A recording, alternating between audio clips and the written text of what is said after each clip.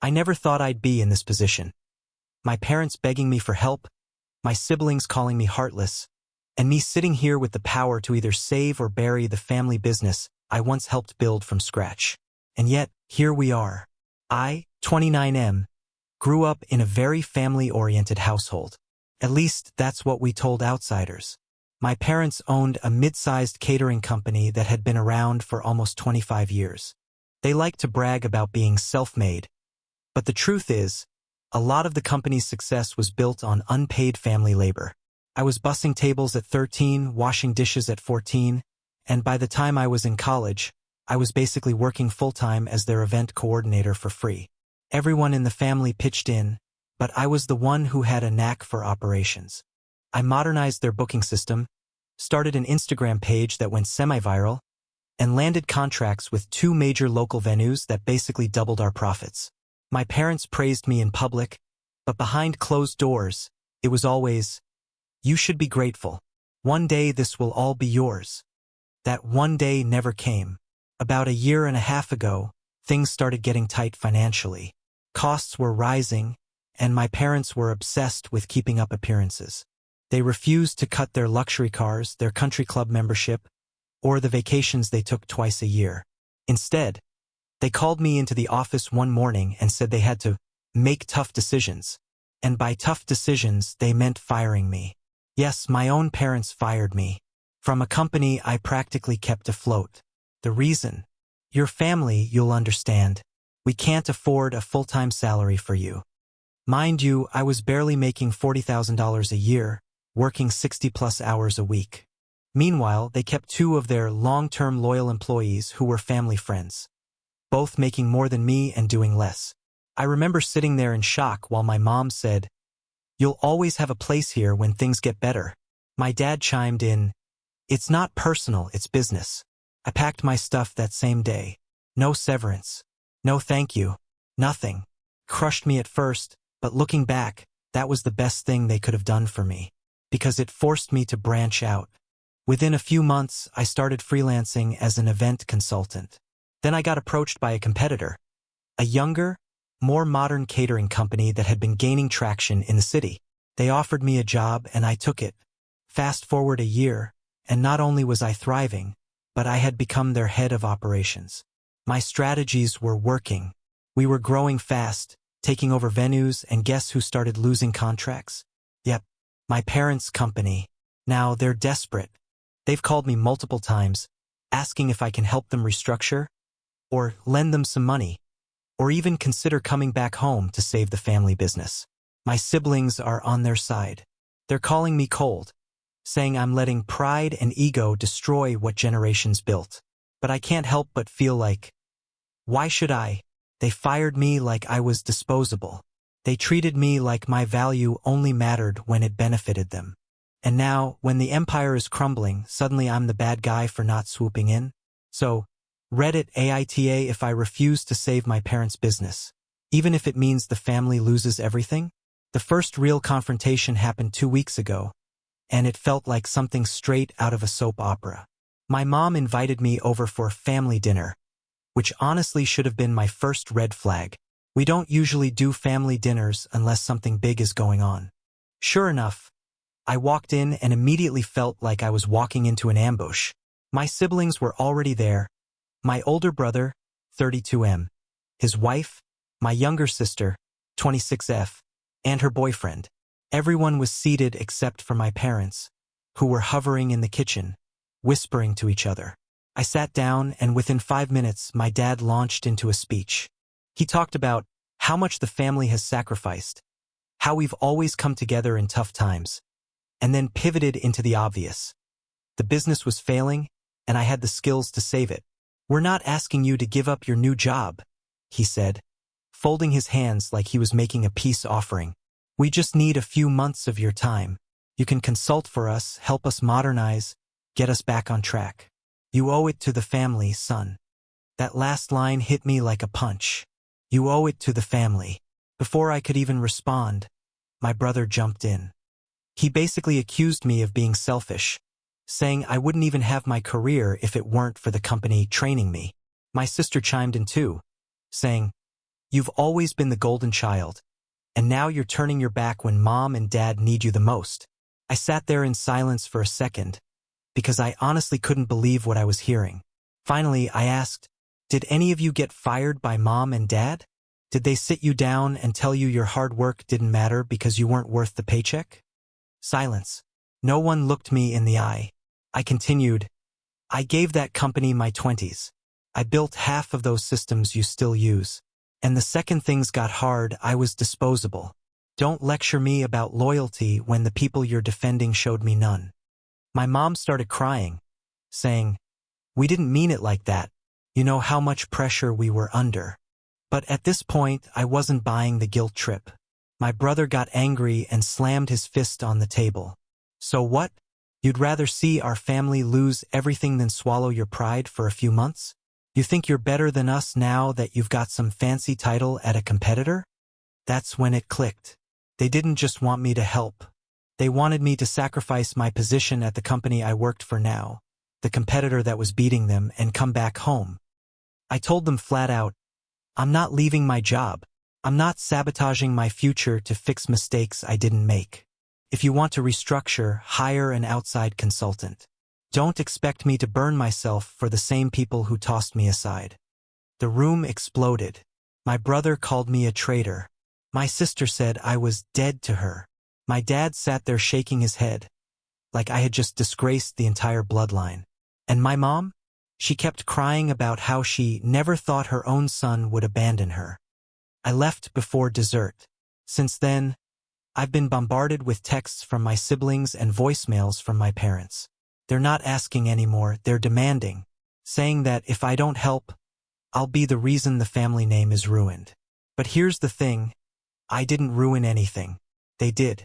And for the first time in my life, I feel like I finally have the power to choose myself.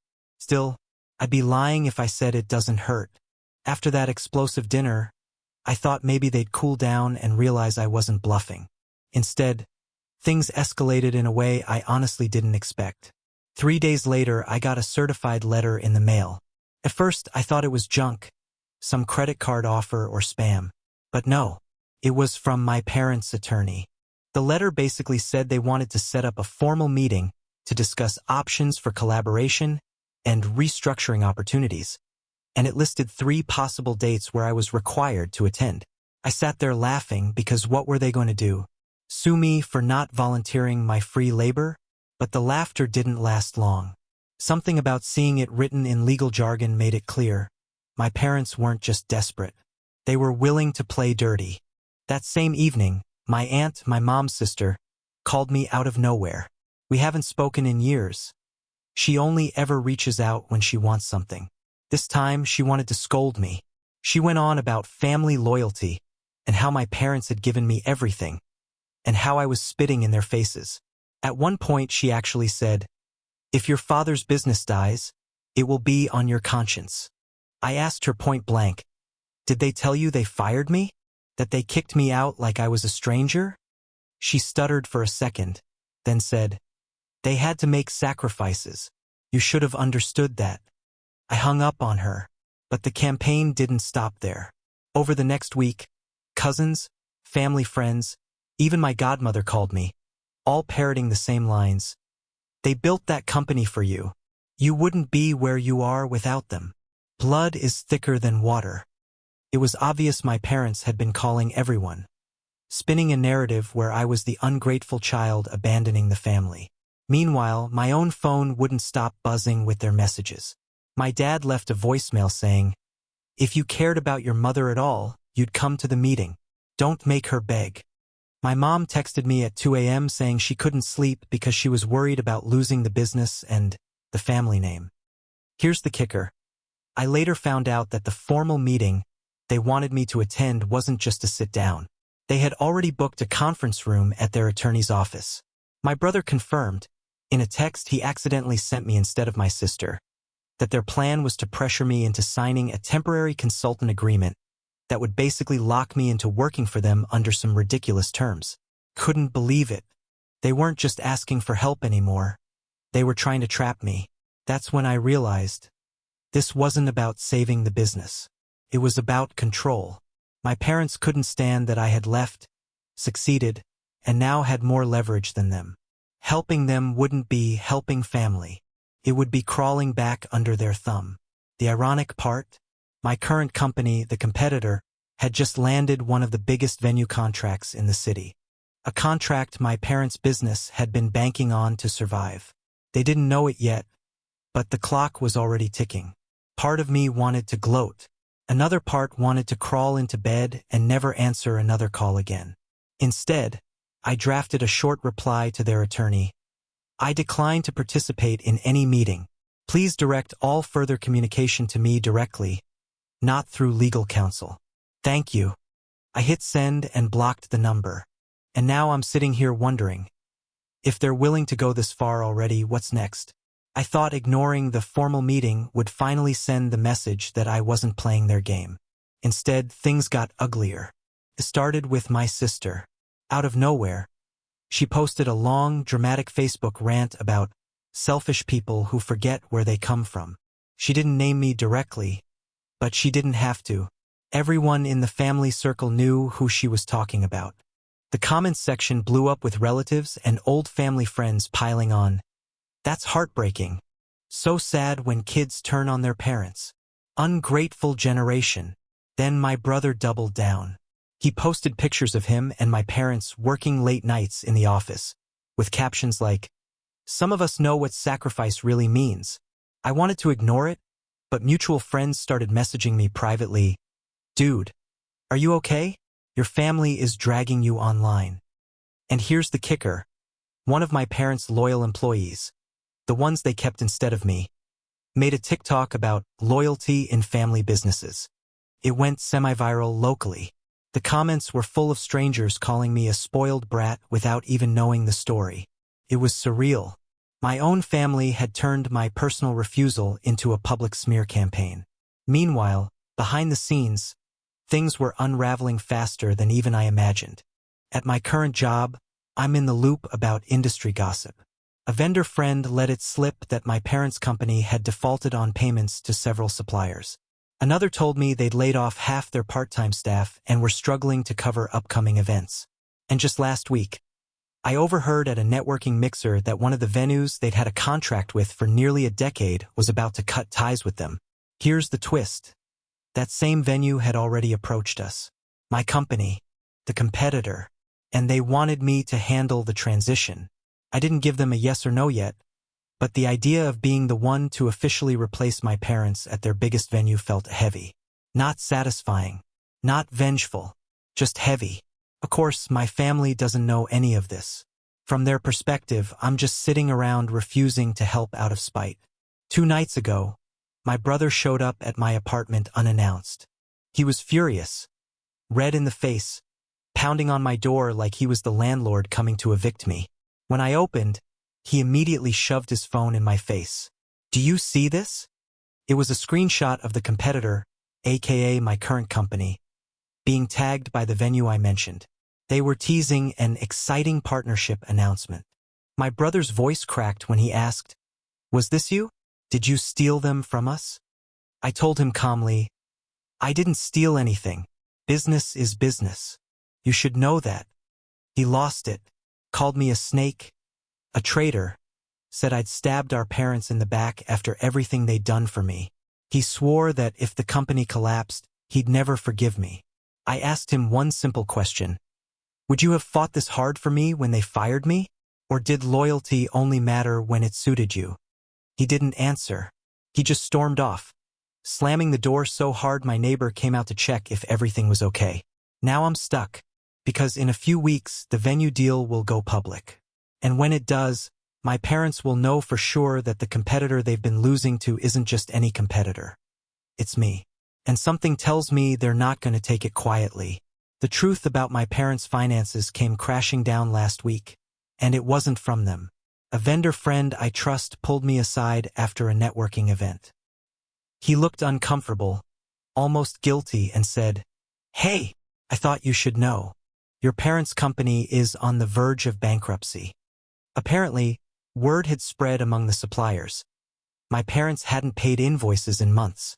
They were juggling debts, moving money around, even putting off health insurance payments for their remaining employees. To make it worse, someone mentioned they'd maxed out multiple business credit cards trying to stay afloat. It hit me like a cold shower. I knew they were struggling, but I hadn't realized how bad it had gotten.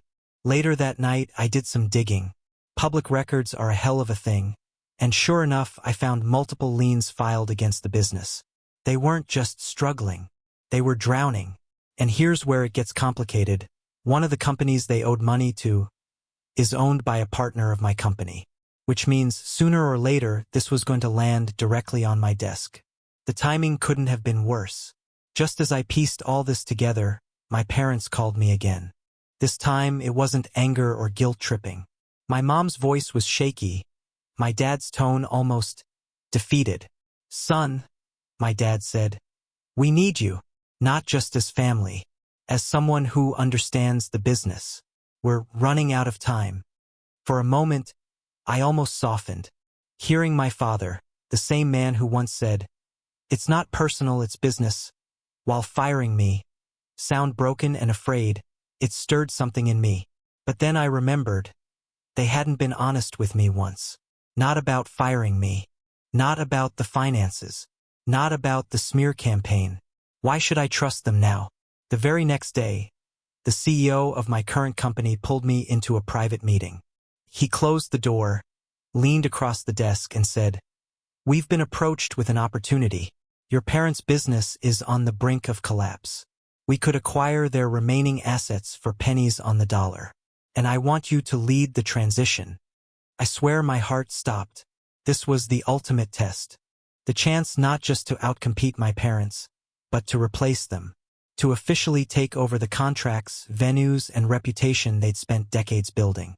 The CEO must have seen the conflict on my face, because he said, "I know this is personal for you, but this is also business. If we don't buy them out, someone else will. Do you want your parents' company picked apart by strangers?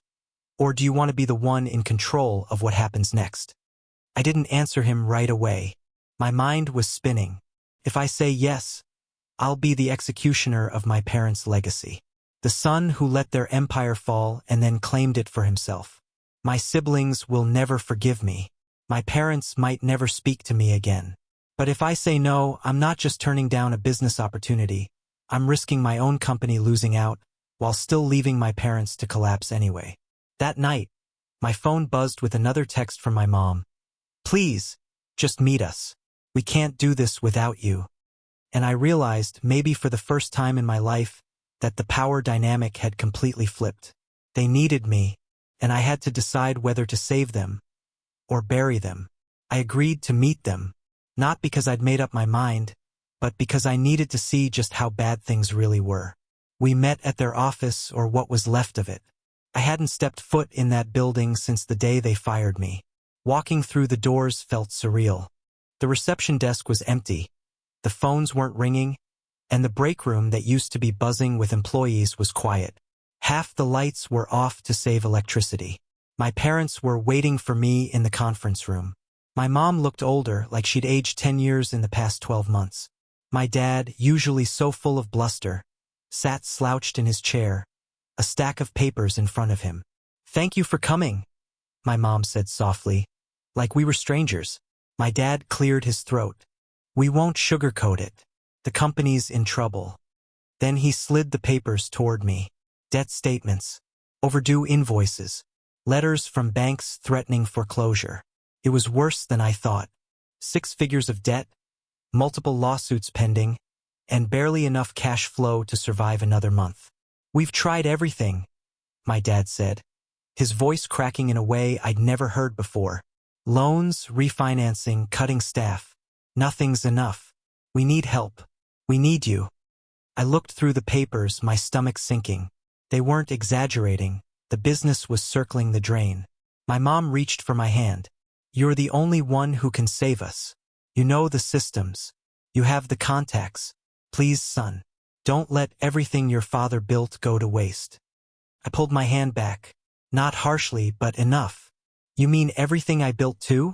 Because I don't see my name on any of this." They froze. I leaned back, took a deep breath and said, "You fired me when things got hard. You didn't trust me then. Why should I believe you now?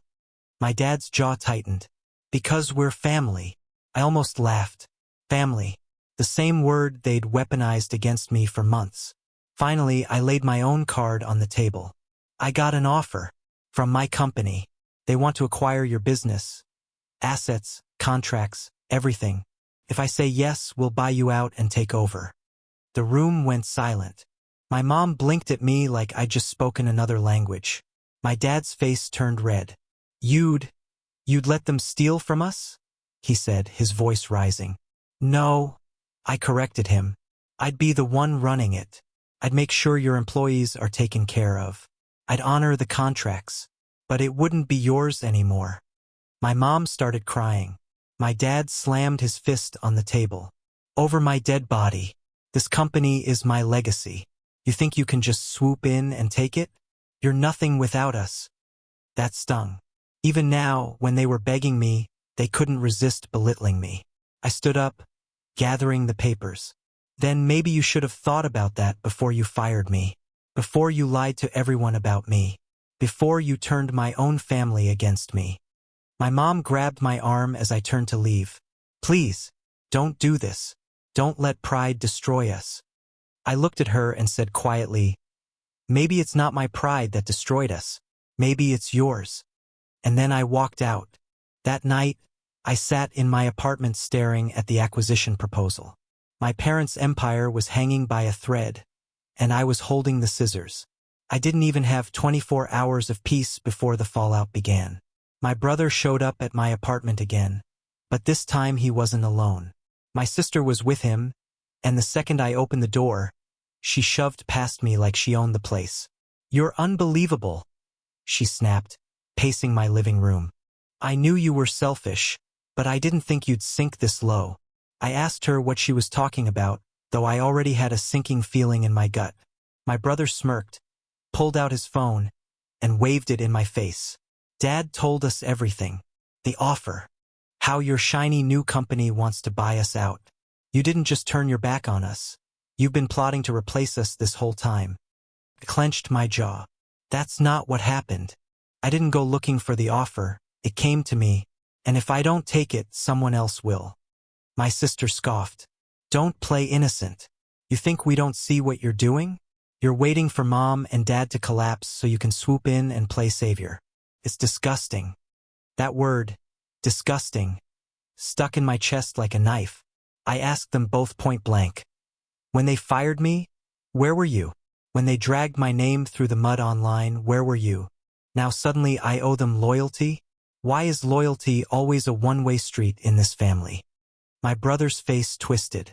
Because they're our parents. Without them, you'd be nothing. They built everything. And you're trying to take it all away. For a moment, I actually saw fear behind his anger. Because it hit me. This wasn't just about mom and dad. If the company collapsed, his cushy spot in the hierarchy, the one he never earned but always enjoyed, would disappear too. Same with my sister, who liked to parade around at events with the title marketing director, even though I did all the work. Suddenly it all made sense.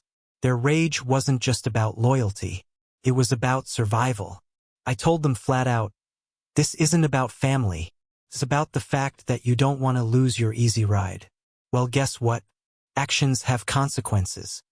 My sister's eyes welled up with tears. If you do this, you're not just killing the business. You're killing this family. Don't expect us to ever forgive you. They stormed out, slamming the door behind them. Minutes later, my phone started blowing up. My mom left a long, rambling voicemail about betrayal, about how she never thought her own son would stab her in the back. My dad sent a single text, "You're no son of mine if you go through with this." I sat there in silence, staring at the wall. And for the first time, I wondered if maybe they were right. Not about me being a traitor, but about me being the one holding the knife. Because the proposal was still sitting on my desk. All I had to do was sign, and it would be official. My parents' business would be absorbed into ours. Their debts, their contracts, their reputation, all of it under my control. I'd be lying if I said the idea didn't feel intoxicating. To finally have the power they always denied me. to prove that I wasn't disposable. But I'd also be lying if I said it didn't scare the hell out of me. Because once I signed, there was no going back. The next morning, I woke up to a storm. Not outside, inside my apartment, inside my head. First, a string of texts from my CEO. We need your answer today. The acquisition window won't last. Are you in? Then, notifications from my siblings. Multiple angry group messages, tagged posts on social media, even a video my sister recorded. A tearful plea about family loyalty. How I was destroying everything they built. I sat at the kitchen table, staring at the proposal like it was a ticking bomb. Each line screamed opportunity. Each clause whispered power. And yet, the weight of the family messages made my chest tighten. Part of me wanted to pick up the phone and tell my parents I'd meet them halfway. Maybe give them a chance to prove themselves, even if just for appearances. But another part of me remembered everything. The firing, the smearing, the lies, the legal threats, the manipulation. I called my brother first, trying to reason with him. You don't understand, he said before I could say anything. This isn't about business. This is about loyalty, about family. You can't just destroy what Dad and Mom built. Destroy? I asked, my voice calm, even though it was shaking inside. I'm not destroying anything. You're acting like me refusing to sacrifice myself for your comfort is the same as wrecking the company. I didn't do that. They did. And you backed them up while they trashed me. He laughed bitterly. You're impossible. You've always thought you were smarter than everyone. Now you're finally showing your true colors. I hung up. Next, I called my mom. She sobbed immediately. Please, son. We're desperate. I can't lose everything. Don't make me beg. Don't let pride destroy us. I swallowed hard. I wanted to say yes. I wanted to swoop in, save the company, and perhaps even patch some bridges. But something deep inside me said no. Not this time. Not after everything they put me through. Then my phone buzzed again. This time a Slack notification from my CEO. Decision needed. We're moving forward whether you sign or not.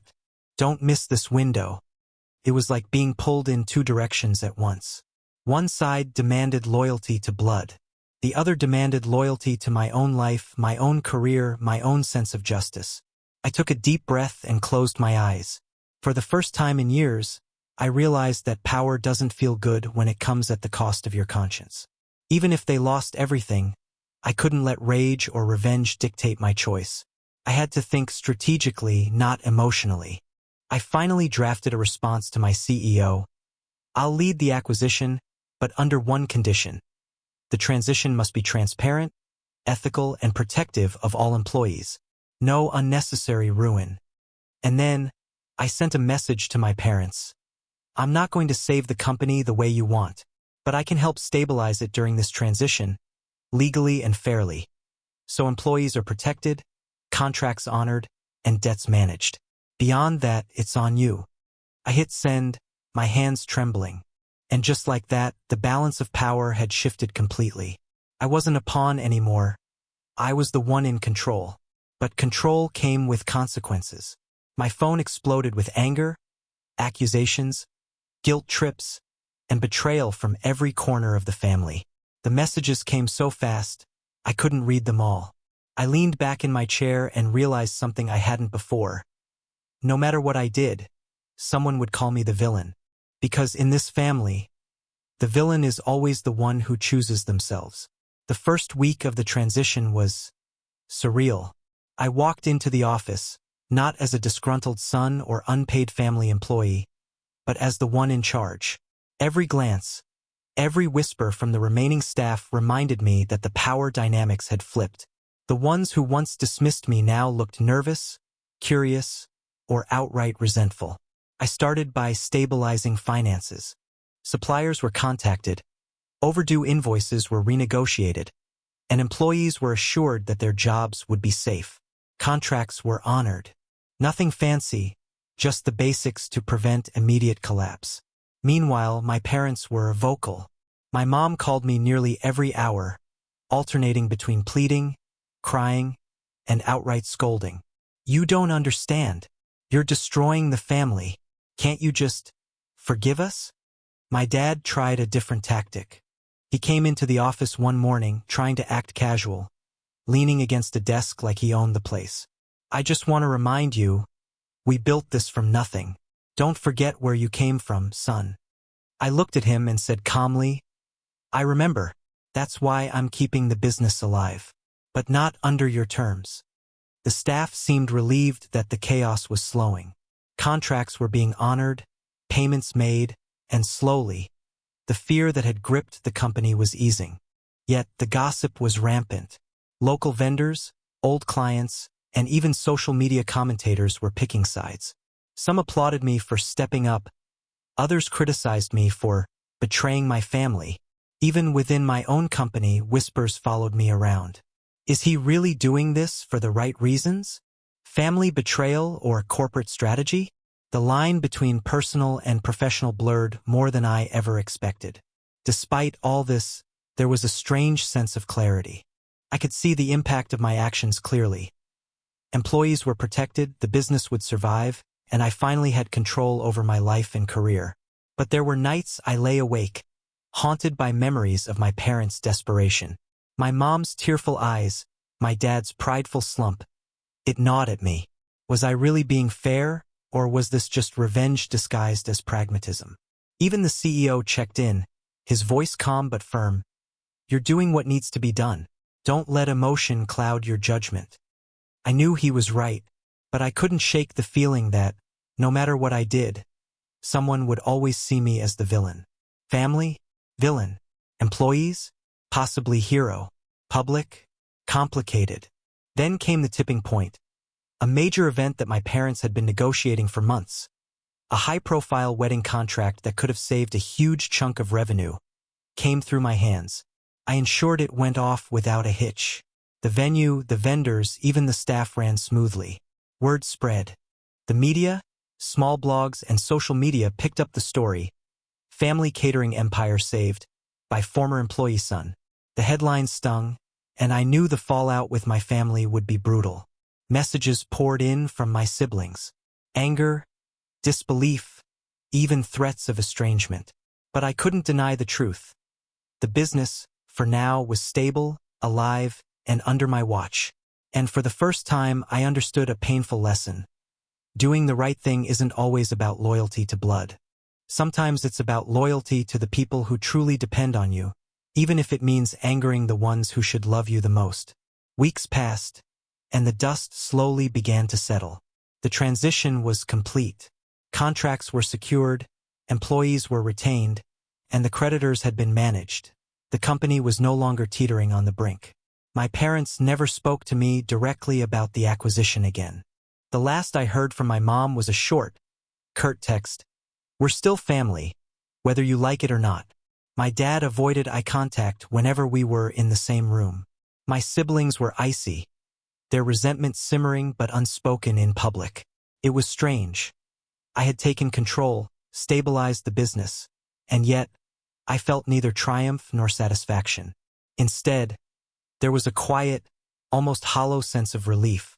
The company survived, the employees were safe, and I had preserved what mattered, the work, the contracts, the legacy, but not the relationships I once thought untouchable. I walked through the office one morning, watching staff setting up for an event. They smiled, thanked me, and worked efficiently. I realized that in their eyes, I wasn't a villain or a hero. I was simply the person in charge who kept their livelihoods intact. That's when it hit me. This was the true measure of responsibility. It wasn't about loyalty to blood, or blind obedience, or even family pride. It was about doing what needed to be done, even when it hurt, even when it angered those who once held power over me. Of course, the fallout with my family remained. Social media still occasionally erupted with side-taking posts. Extended relatives whispered about my betrayal, and the occasional gossip reached my ears. But I found that I no longer needed their approval. The sting of their anger, their disappointment, their manipulation, it had lost its power. One evening, I received a message from my mom. Short, hesitant, carefully worded. We may not agree with your choices, but thank you for protecting what we built. I didn't reply immediately. Instead, I thought about all the nights I'd worked unpaid, all the times I'd been belittled, and the moment they had turned on me when things got tough. Slowly, I typed back, I protected the company. That was my choice. I hope someday you understand why. It wasn't reconciliation. Not yet. Maybe not ever. But it was acknowledgement. And in a strange way, that was enough. Looking back, I realized that the story of the ungrateful son wasn't about revenge or power. It was about boundaries, about recognizing that sometimes those who raise you, shape you, and even manipulate you are not always entitled to your sacrifice. I had learned to separate duty from exploitation, family love from control, and loyalty from blind obedience. And for the first time, I felt free, because at the end of the day, doing the right thing doesn't mean pleasing everyone. It means standing by your principles, even if it costs you the comfort of those who once claimed to care for you the most. And that was a lesson worth every sleepless night, every confrontation, and every ounce of courage it took to say, I am my own person,